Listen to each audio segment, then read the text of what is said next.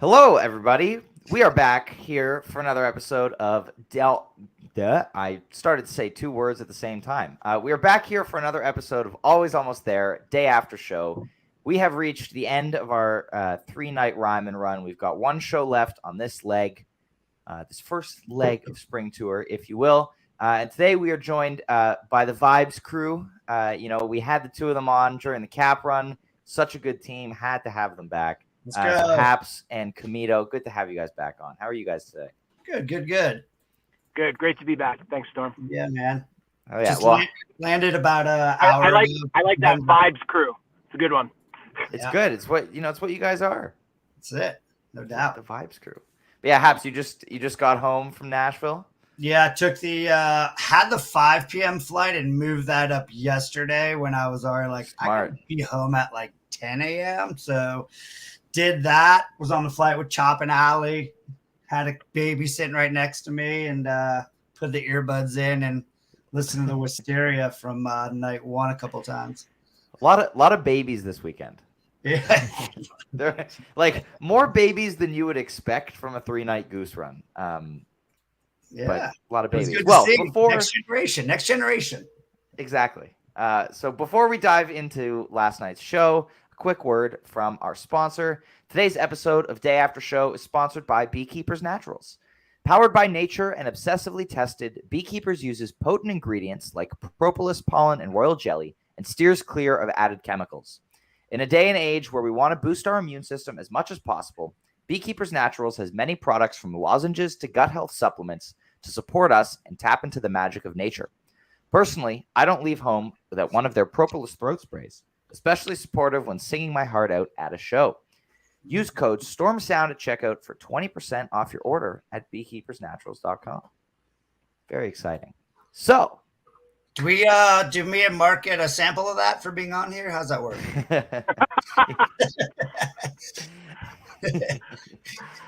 well, let's dive into last night's show. Take us through the pre-show vibes, Haps. As our resident vibes guy, getting into the venue, night 3, where you were. Yeah.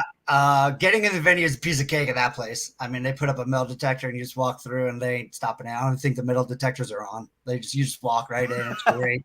Yeah. People hanging outside, going in, and everyone's hanging out everywhere. It's kind of cool. It's kind of like the Cap where everyone kind of just went in early and just hung out, walked around, saw people. Everyone kind of knew where they were sitting. And it was great. Yeah, a lot of good vibes. Once you get to night 3, you know what time they're coming on. You kind of just law of averages of the first 2 nights, and people are ready to go. So yeah, it was good, really good going in, and there was definitely a buzz. People felt like tonight was going to be the night after first 2 nights were great shows, but I think they put it all together last night. Mm-hmm. And I think we were wondering, what they would do, if they would do anything for April Fool's Day. Really love what they ended up doing. This Jive Lee instrument swap. For anybody who liked the sound of the band swapping instruments in that manner, I would go encourage you to check out the Rotation Jam from the first night of Bingo Tour, which is June 19th, 2020. The exact same instrument swap happened, about like a 8 or 9 minute jam. It's very, very solid. Do they go to the same instruments then? Yeah. Okay. Same swap. Peter on bass, Trevor on guitar, Jeb on keys, Spuds on percussion, and Rick on drums. First Lee came to play. That's impressive. But this Lee was great. Musically even, like not just the shtick. Peter ripping up the bass, showing off those guns Peter in the tank ripped top. up the bass. Peter, Yeah. I thought Peter was standout. Yeah. Year of Big P. Year of Big well, P. It was yeah, sure. But I will agree that it is the year of Trevor. But Yes. 100%. Peter is just so prominent and twangy and assertive and confident. It must have been the wife. Am I allowed to say wife beater anymore? It must have been the wife beater. Singlet? Singlet. Is that a Canadian he term? was Might be. costume and musically, Peter was outstanding. A+. Yeah. Yeah, and Peter's, in my opinion, he's the vibe guy on stage. He's the one that's smiling. He took that same personality from the keys right over to the bass, and it's kind of just like I transcended right over to him and just to watch him, that whole time, and totally just beat up that bass. It was beautiful. When I watch something like that, because I'm not a musician, I have a hard time understanding, like when bands improvise so well, how they do it, or when musicians collaborate for the first time, how they're so good, or when they switch instruments like this, like how they pull it off. And the way I kind of justify it in my own mind is like if we were looking at, a collection of NBA All-Stars, they might not have some set plays, but they're still going to go out there and look real good. And if I asked the point, to jump up and play small forward, I wouldn't know the difference. He's still going to be pretty darn good. So that's kind of how I explained it to myself in my mind. And it shouldn't have been as good as it was. It was a really good league. Yeah, it was great. And also, of course, we'd be remiss if we did not mention the band members, making fun of each other as each other. We had Jeb, taking a picture of the crowd, saying, how stoked they were to be there. We had the very elaborate gong hit at the end from Spuds, and also noting that this set was for the ladies. And we had Rick shouting out his second cousin Dennis, who's not at the show or watching the stream, and also the after party like Spuds tends to do. But I thought that was a really and nice. Then Rick's like, what is that, like stocking net cap to make him look bald? The bald cap, yeah. The one that he probably wore it or a similar one on Halloween 2021 when he was Dr. Evil. Exactly. It was his Dr. Evil costume. Yeah. I couldn't hear what Rick said. He was the only one I couldn't hear. And I was also in the way back kind of the dancing vibe group, and I was like, but I knew he was saying something that Spud usually does. Did he give a shout out for like an after party or something? Well, yeah, it was the after party and his second cousin Dennis. Okay. All right. Yeah. That was that was funny. I laughed out. I literally laughed out loud when he shouted out his second cousin Dennis. Me too. It was quality shtick right there. I'll say that. And then they made a very, very quick costume change. Like a minute or so. They all ran off stage, changed into their normal clothes. Peter had some nice hat hair at the beginning of the first set here. But then they deliver nice middle of this set with Flow Down, Lead Up, and Blood Buzz, Ohio. Third Blood Buzz ever. Fourth. Sorry, my bad. Fourth Blood Buzz ever. The debut was Red Rocks, right? Yeah, debut was Red Rocks, and then ACL and Cincy, and then tonight's. So glad to see this one pop up again. What an incredible cover. Lead Up, of course, absolutely kills. Love this tune. And Flow Down is fun, but Haps, what did you think of this little stretch here? I ran over to Noah when they did the change in costumes, and the kind of the sound I was hearing was Animal. I went over, I was like Animal, and he said Drip. And I was like, it could be either one of those. So I was kind of stoked for both. I was like, I'll take either one of those. Yeah. And, dropped into the flow. And, I shared the stats with you guys offline, or Ryan and our group chat. And I've hit it 9 times. So I've seen Flow quite a bit now in my 28 shows. So I love it. I'm a lover of all songs. So it's hard for me to like sit here and say it. Except for Peggio. Yeah, that's a good running joke. Definitely. Peggio's good, babe. I love it. But back to the flow. It's fun, man. It got people dancing. And it is. It's another one of those songs where like maybe the diehards are kind of overhearing it. I totally get that, but there's so many new people that are seeing their 4th, 5th, 6th show, first show, and that's a popular song. And I'm gonna throw that back out to T at the end, where like. I know some of the older crowd is like, yeah, I've heard that a lot, and I get that, but like, it was hopping in there, and I saw people singing it, and like, I just love seeing that. Flow Down's the same way. So, and going into Lead Up, I've only heard it a couple times. I don't know the lyrics too well, but it just has a really good vibing sound to it, and I like it. I need to dig in more to it. And again, very receptive up in the dancing section. I was up at the top, out of the pews last night, kind of up in the upper right corner where there was some standing room. You could dance up there, which was really, really nice. And it was packed up there. I mean, packed in a good way, not like the cat pack, but it was like room to dance. Ushers were letting you boogie up there. Good, real good vibe up there. And then the Blood Buzz was awesome. I've seen 3 of the 4, so I love that song. I'm happy they went for it. And yeah, first 3 songs were hot. I was stoked. I was real stoked. I was sweating up there. I was loving it. Love it. Yeah. Am I to understand that people that see a lot of shows are complaining about seeing songs too much? Is that what I'm understanding? Certain songs, yes. Because they're welcome to stay home unhappy sometimes about my and then see 8 those drip songs fields. not as much. Yeah. Like what are we even talking about here? Yeah, It's the true. home crowd too. That As I said, I'm not complaining about my 8 drip fields and 24 shows. Yeah. I'm pretty good with that. Look, yeah, it's the law, right? Like you see a number of shows, you're gonna see like repeats. Like yes, I don't it know. happens. I mean, I was looking at some Fish set lists and like God, in the late 80s, they played Yum every other freaking show, for a while. Like they do that. You got to build up kind of those songs, and it's repetition a little bit. I get it. I understand where some people are like, well, it was a 2-show gap or a 4-show gap. And that's a lot of. We're going to start that conversation. Me and Storm are going to have a fight. We're not going to, we've exhausted this already. We are working on fixing. Me, I'm not a data guy, so. But we're not going to. I would think the more shows you see, the more you should subscribe to the play whatever the F you want theory, and just enjoy it all, Totally. and eventually you'll see it all. Yeah. Vibes crew. Yeah, I don't know. So I listened to this show twice already today, and I wanted to skip the flow down when I listened to it the first time, but then I couldn't, because it came on and it's good. It's flow down. It's fun. It's energy. Like why would you skip it?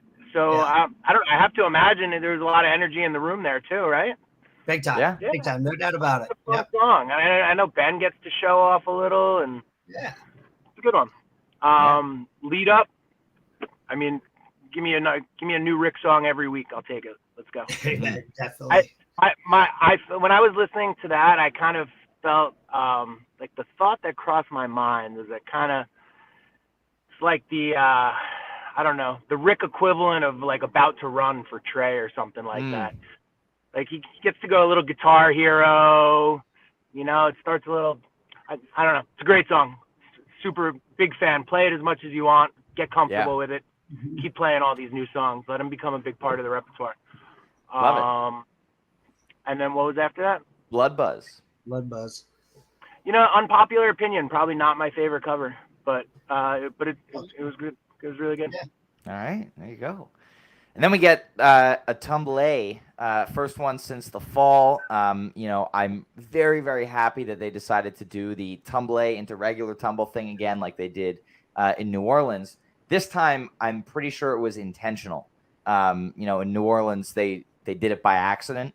The story goes, if anyone hasn't heard, they went on stage with the intention of, they were going to open with regular tumble, but Coach had put the accent on the written set list. And so Peter kind of started setting up the, vintage vibe thing. So they played Vibey Tumble, but then Rick was like, fuck it. I'm just going to segue it into the normal thing. And then they did it, and it was awesome. And last night was just amazing. I am a huge, huge Vibey Tumble guy. I love this arrangement of the song. I think it's incredible. And the way they transitioned was perfect. The jam was hot.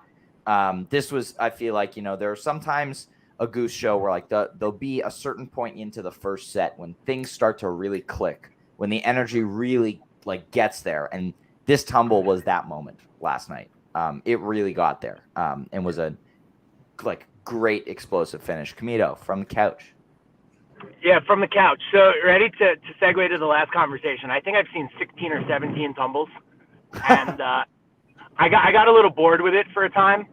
But that's on me. That's not on anybody else, right? That's not on the band. And I do like the you call it the tumble. I like to call it stumble. I do like it a lot.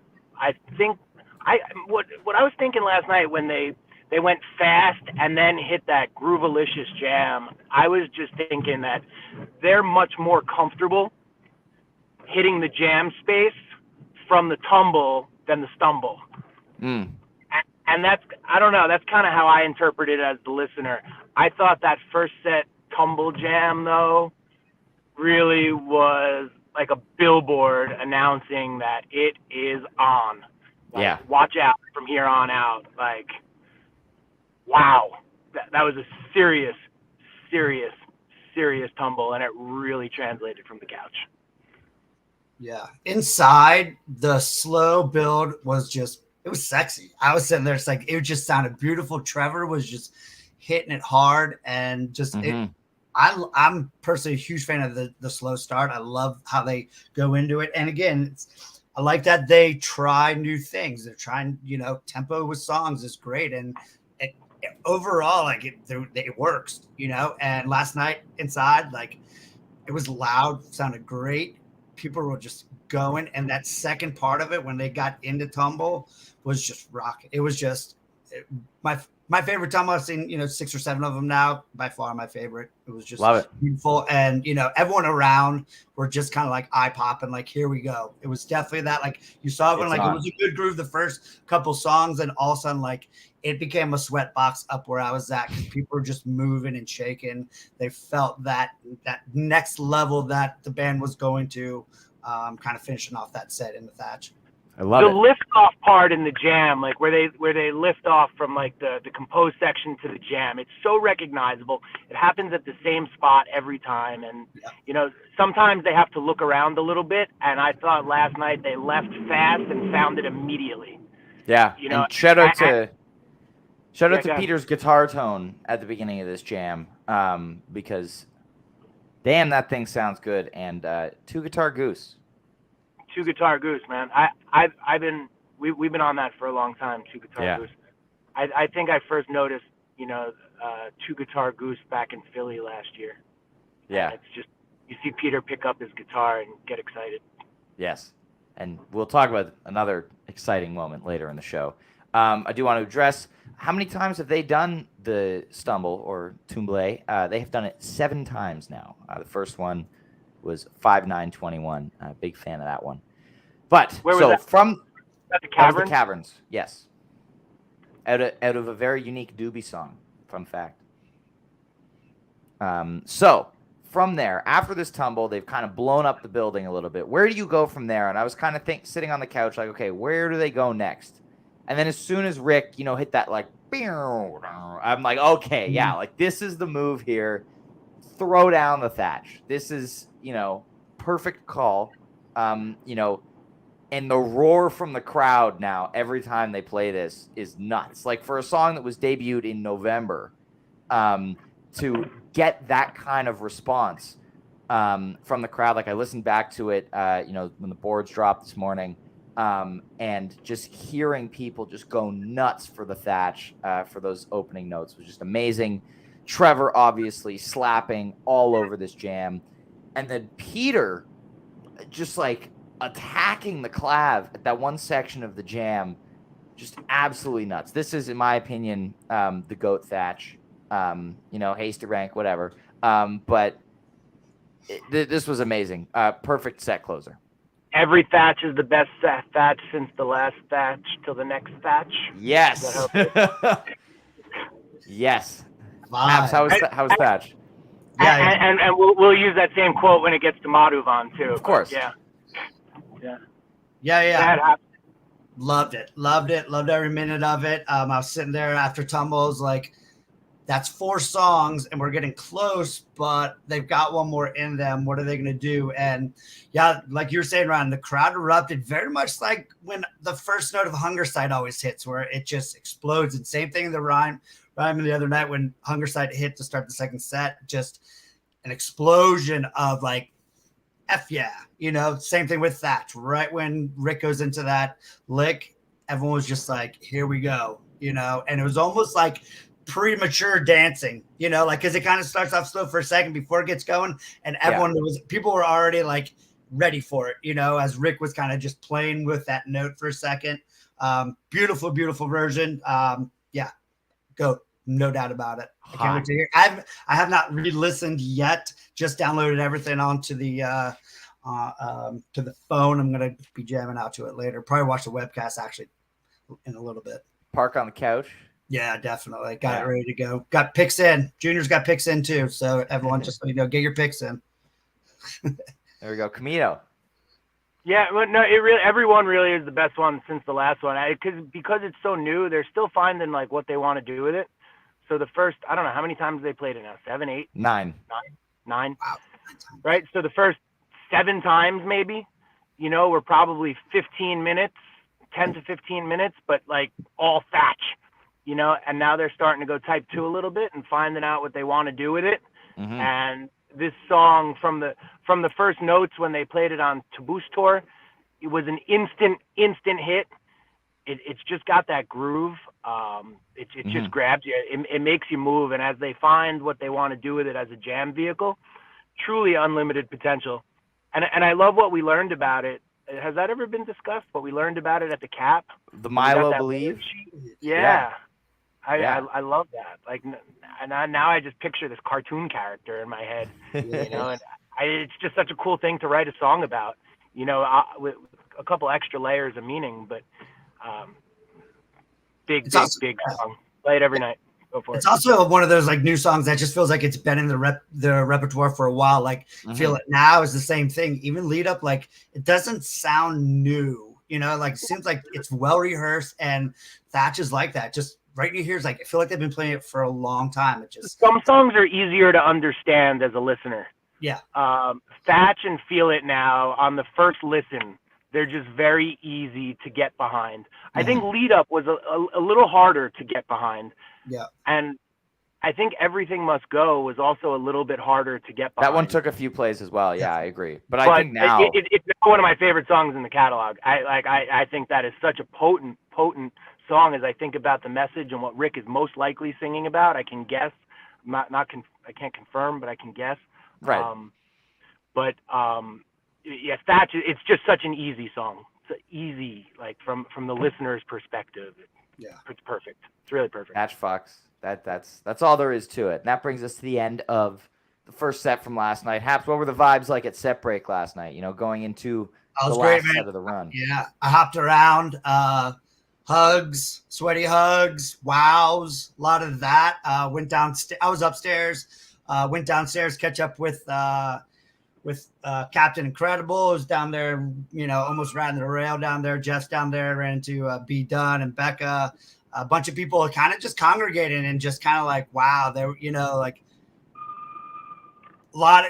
People were really stoked about the first set, because first set of the first 2 nights were good. This one was played beautifully all the way through. Another level, yeah. Yeah, so people are just buzzing.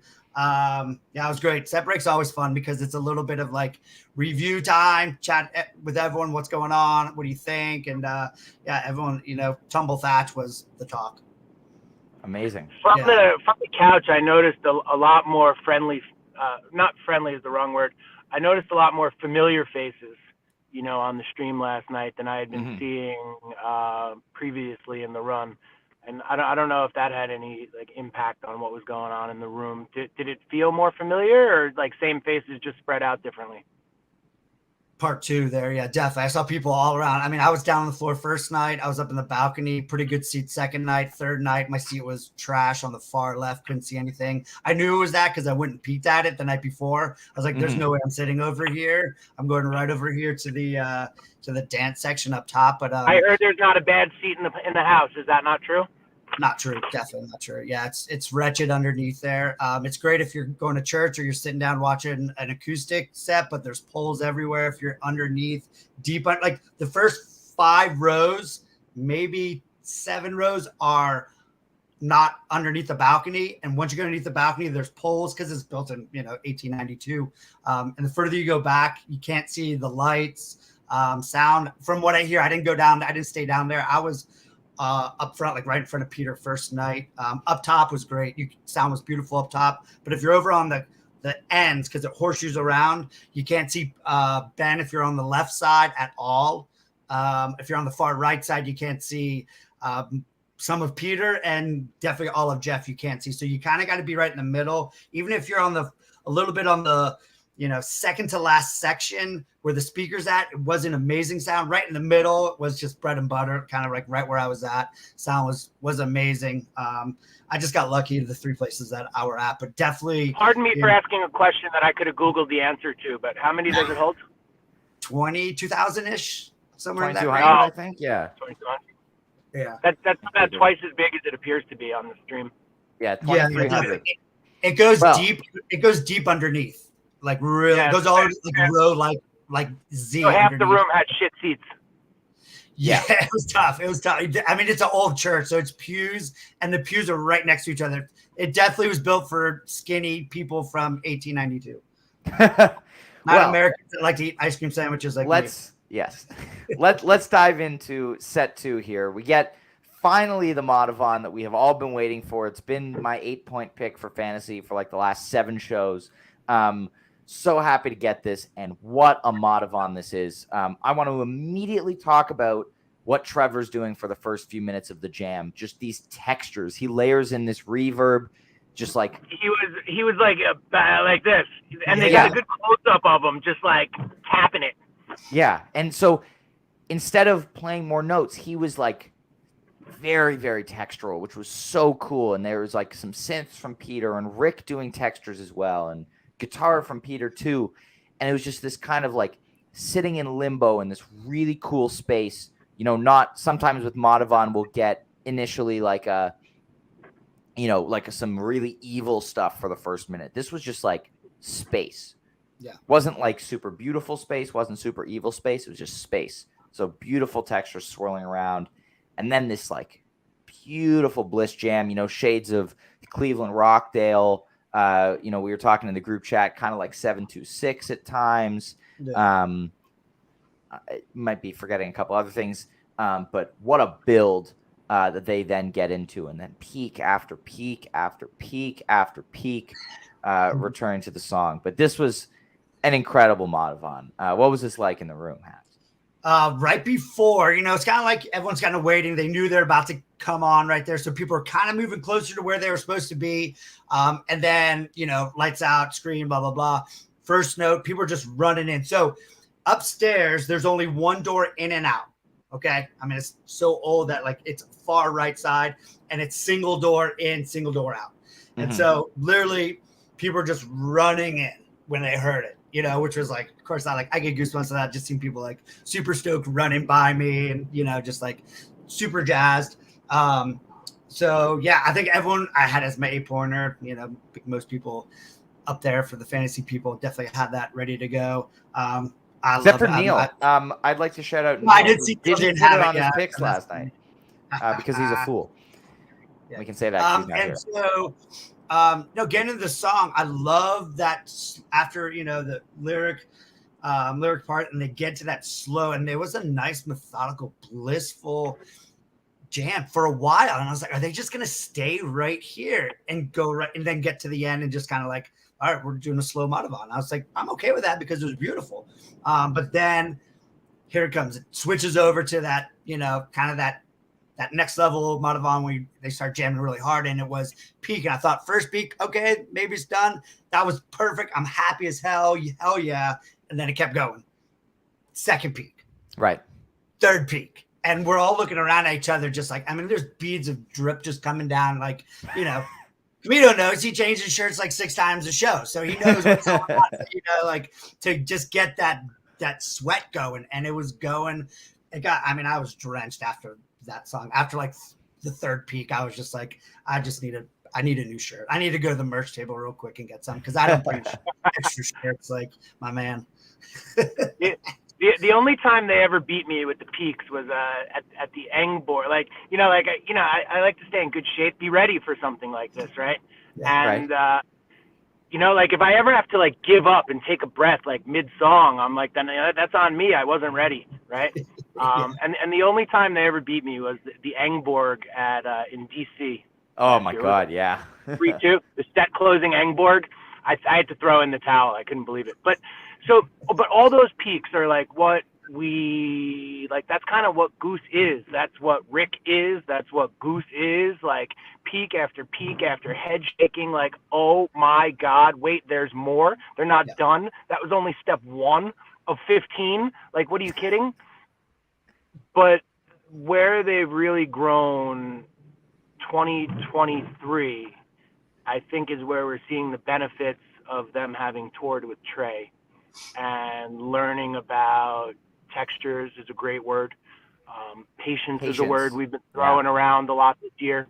And that's where that bliss space comes from, you know, like it can't be all balls to the wall all the time. And when they develop, you know, stuff in this kind of way, like that to me, when I see that, when I experience that, when I listen to it, that's them kind of stepping into the next phase of their growth. And I think it's very Trevor fueled. Can we also shout out Eric Loomis? Yes. Eric Loomis, front of house. Eric Loomis, Goose's sound guy, is a major storyline in 2023 Goose. Whether you're listening, I mean, period. His name needed to be said. Yeah, and I mean, while we're talking crew, what was Getty like inside the Ryman? You know, kind of a smaller, tighter building. Yeah, definitely. Some of the other venues, but you know, and not that I feel bad, you know, but at the same time, like he's got such a really big rig. The lights right behind the band were really good. Yeah, what does he have? You were breaking up. He's got such a big rig. Yeah, rig. Yes, that too. Yes, I believe. I have to check with his girlfriend. Sorry, I'm a child. Sorry. I am too. That's okay. If you remember, I forgot what I said last time we were all on. I was made there's always a comment. But you know, it has this it's kind of like that diamond shape, you know, setup, and it's kind of facing downward because it was really low, the stage itself, so it's hard to like get lights kind of out. So it was kind of, if you're in the back, you could see really good lights up top, but obviously if you're underneath, you couldn't see anything. But he played that room great. There was stained glass in the back, and lights were just hitting off of that. Oh man! You know, most of the time I was kind of looking, just staring at the white wall with the stained glass behind it. It was just beautiful. He had it dialed in. You know, both him and Eric. I'm glad you brought up Eric. You know, just had that room sounding great, and that's an acoustic room. I was talking to someone offline about that. You know, I was like, you know, it sounded a little, you know, they're rocky. You know, they come out and play rock and guitar, and you know, my buddy's like, well, you know, that's an acoustic. It's an old church, you know, and it's historical acoustic place. That sounds great. But Eric had it dialed in. It was beautiful. Real good sound. Everywhere I went, it was good sound. There's definitely a couple spots, you know, on the far end, because they only have 2 sets of speakers kind of going right down, angled a little bit downward. So he had it great. It sounded great. Especially on night 3, it was just like he's been in that room for a long time. Mm-hmm. Hell yeah. Yeah. And so then the set continues with Silver Rising, which I love as a landing pad after a huge jam. Kind of a different drum intro last night. I was just gonna say, we haven't spoken about that at all. It was different. Yeah, different intro. Heavy on the toms, cool. a little maybe a different beat, like a different count. Am I saying it right? A little faster, maybe.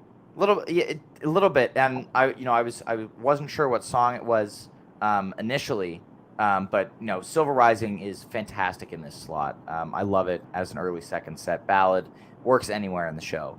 And it's kind of settled. I was just gonna say, has it ever found a bad slot? No. Yeah, it's an amazing song. In my view, it's Rick's best written song. I think Rick wrote it. I'm guessing him. That's a Rick and Matt Campbell. Yeah. Okay. Yeah. Matt Campbell wrote it. There.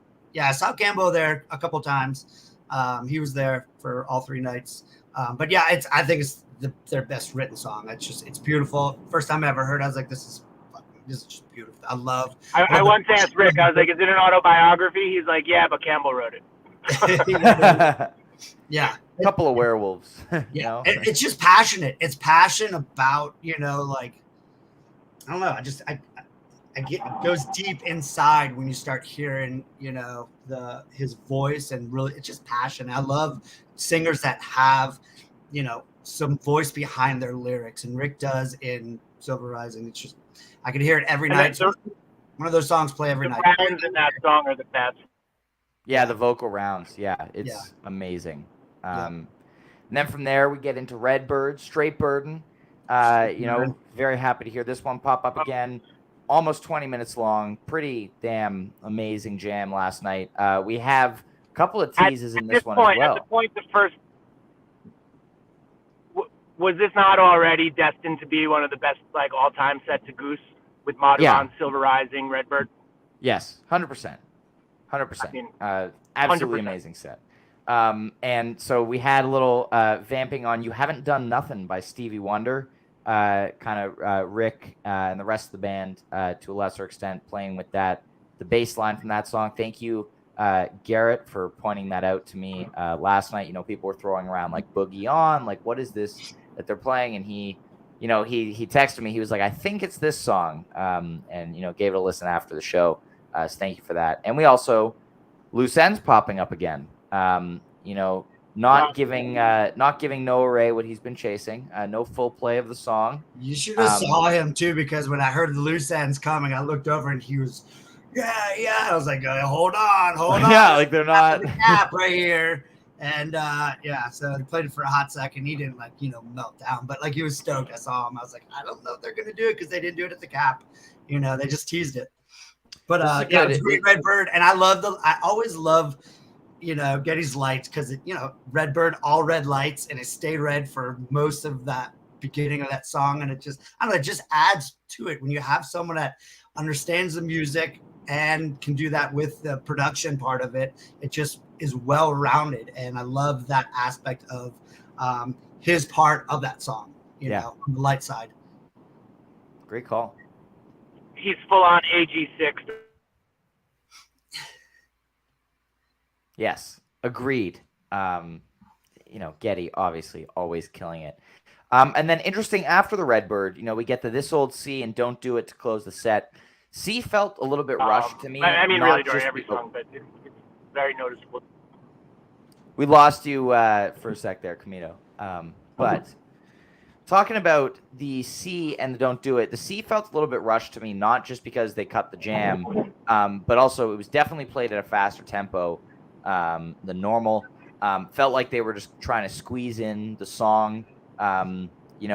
Personally, if I were deciding this, I probably would have put, just kind of cut Don't Do It and put, 5 minutes of jam onto the C to close the set. But Peter kind of threw a little jive 2 flavor onto his Don't Do It solo, clav and organ, similar kind of vibe to that. So that's not something he usually does, which was nice to hear. And I love this song, so I'm not going to complain about hearing it to close out the set. But what was the feeling around these two songs? This OC is a tearjerker, like as a dad, I hear the lyrics, and like as a parent, I'll go down that road for a second for all my parents out there, like you protect your kid, and like you want them to have a great life, a happy life, no just bad moments. And when I hear it, it's just, I'm a parent, and it makes me sing loud and sing for him and sing for that the dad in me that wants to see my kid happy, and I love it. I love it. It's beautiful. For me personally, like I was okay with it going short. I do love This OC jam. There's sometimes where I just like, like give it to me right there. Give me the song, give me the tear jerk moment. Like I'm feeling that, getting goosebumps, singing it loud for my kid, and then like move on. And I was okay with it last night because of how that second set, how kind of it flowed all night. Like I didn't need, a long, slow This Old C jam, and I'm okay with that. I know that's probably not the popular opinion. I'm okay with that. No, but I love it. For me personally, I was okay with it. I saw Rick kind of go over to the mic and tell everyone what they were doing, and kind of just dropped out and went to Don't Do It. And you know what? That was a sing along. Everyone was just. I don't think people they transitioned real quick. Like, all right, let's go with this. And like everyone was singing it all around. And, it's a fun song. I dig it for a cover, like, throw it out there. It's not my favorite cover, but it's a cover that I sing and love. And so I was okay with, transitioning. And I felt when that transition happened, I kind of grabbed my phone and looked. I was like, we're at 20 minutes right now. Plus they got to go off stage and come back. So I'm figuring they're not going past 12 again, because they've been pretty sharp on that. Mhm. So they're probably, they just said, let's get one more in and go with it. So I'm okay with it being short. It was beautiful. I sang, I got my feels. I got what I needed. Move on, got something else. And an extra song for me was okay with that. I would have traded 5 minutes of Don't Do It for another 5 of This Old C. And that being said, it doesn't matter what I think, and this is still a perfect set. And This Old C jams don't always have to be tear-jerking jams. If I think about This Old C from Mexico, wasn't that like Hyperballistic Rick? Yeah, like a Hollywood Nights jam, yeah. Yeah. Like it doesn't have to be, like the song is a tearjerker, and sometimes the jam goes in a totally different direction. And that's what's kind of surprising about it. And I don't even think they needed to do a jam necessarily. I just would have liked to see just a couple more minutes of notes. I just think they pulled the ripcord a little early for my liking. Yeah. And there still would have been time for everything else. Yeah. Since Mexico, it's the first time they played this song this year. They played it in that Fox G1 benefit, and they played it in the Arabelo podcast. But it's like that song hasn't been played, and I've been working on. I'm getting really close to revealing my top 20, top 5 songs. And I'm pretty sure that This Old C is going to find itself in the official top 5. So I just always want more of that, not less of it. But the Don't Do It was a ripper. It was savage. It was positively savage, the Don't Do It. And yeah, the clav was probably the big difference there, right? Clav, baby. Never fails to come through. And then we get nice Jive Goose approved hot tea encore. Encore that shit. Nice 10-minute concise hot tea. I was personally expecting Animal to come out. I'm surprised that they haven't played it. Maybe we'll get that in Birmingham tonight. But man, this was fun. Fun tea. Good way to close out the run. Seemed like the crowd was vibing off it, of course, because it's a tea encore and you can't not. What was interesting to me also, if we want to talk about this as well, once we talk about the closing of the show, was on the written set list. T was supposed to open the second set. They rearranged a couple of other songs, supposed to be an SOS encore, and they were going to play Tumble and Tumble, which very interesting. I'm curious to know the thought process behind fuck it, let's throw 2 versions of the same song in the same show. Like, are they, does that now open the door for like a So Ready opener and a Slow Ready closer, right? Which I don't think they've done. So hard pass. Yeah. Don't need to hear the same song twice in one show. I mean, I don't care that it's on different albums and has different names. It's the same song, and I don't want to hear it twice in a show ever. Yeah. And we need to hear it fast because Team So loves it. Okay. All right. I did the hot tea encore, so it picked up on like some other themes we've been talking about, which is Trevor as MVP. Immediately. I mean, we're like 30 seconds into the jam, and the camera caught Peter sitting back, and just like normally Peter plays there, and he took his hands and just looked. It's like, took his hands off the keys. Looked, yep, Trevor, go. And Rick was keying off of Trevor the whole time. And I love, let's see if I can remember his name right. Was it D. James Goodwin? Yes. Right? That produced Dripfield. I think what he did to elevate this song into the next stage of its life, that's been prominent in the last number of tellings of Hot Tea. And I think he's really elevated what was already a no doubt top 5 song. I love that you mentioned this hat. They're tinkering with their own stuff and being creative. I love that. And I think what D. James Goodwin did for this song is a forever contribution to Goose. Yeah, no doubt. Yeah, a backstory on the song. I'm walking in with Brendan and Becca, and I didn't even look, but I heard a girl just say, "I want hot tea tonight." And hand up guilty, me and Becca both said, Oh God, no. It just sometimes just comes out because like I've heard it a lot. And I like it, and I forget. We talked about this, yeah. And I forget when it gets played, and I'm in it. I love it. It's a great dance song, and for me again, I like every song. So like I don't fluff it, but I just love what they do, and so I'm okay with it. But yeah, so like it was like a little bit of Tourette's that just came out of the mouth with me and Becca, and then Brendan kind of gave us crap about it. And I saw him after the show, and I was like, we all looked at each other, and Brendan was giving me and Becca crap for trashing on the girl for wanting a hot tea. And we didn't trash it. It was just like we heard her say it, we kind of ourselves were like, oh God, no, please no. And then of course right when it hit that that note, Rick's note, it's a dance party again. Like I'm seeing people, like again, there could be people there that I've seen them a lot of times like me, but new faces that I'm seeing and just seeing them groove. I was watching this young lady right near us, it kind of in our pocket, and she was singing every word like it was her dream song. And I'm like, I got to remember that there's people like that there that are like, they began for the first time, and I need to feed off their energy. And I did. I saw her and I was like, hell yeah. Like, I need to remember that I had when I saw the tea for the first time or something like that, or that song that I was waiting for. And I saw her, and this aura of energy of just like, thank you. I want this song so bad. And it just made me groove harder to finish off the night. I love it. A lot of Fish fans could take a lesson. I want to meet I want to meet the person who's negative requesting hot tea. That's crazy. So I'm just going to make a Pearl Jam example for a second. Pearl Jam has been changing their set list for their entire career. And with their changing set list, they still play Even Flow and Alive every single night. Every night. If you're lucky enough, not every night. Listen to my words. If you are lucky enough to see 5 shows in a week and you catch 3 or 4 hot teas, right?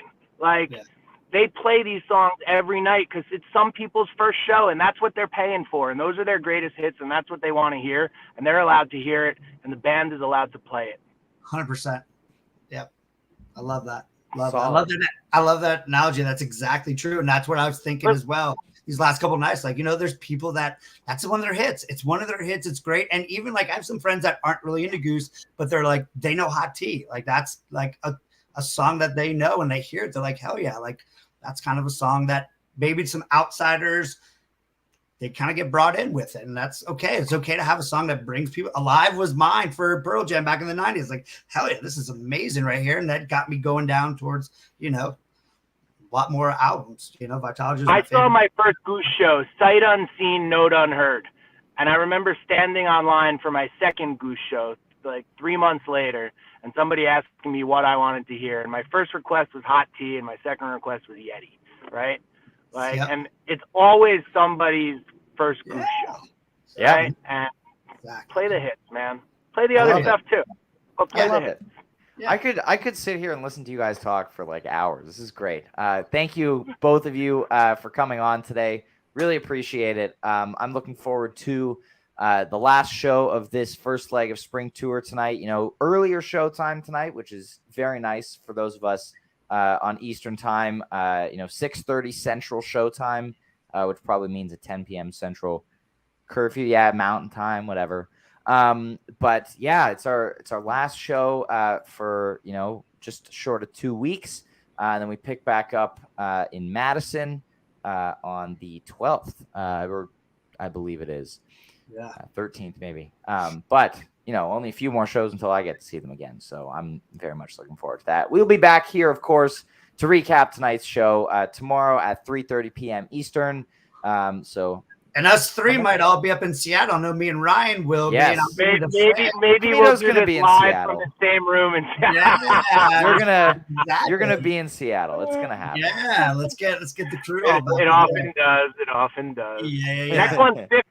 Next one's 50, and I don't know why, but I don't want 50 to be a festival set. No, that seems reasonable. It's beautiful, man. It's a beautiful. I'm looking to put some effort into it. So all right, so we'll see you April 22nd. All right. Yeah, there you go. All right. Well, everybody, have a fantastic rest of your day. Thank you for tuning in. Thank you guys again for coming, and always.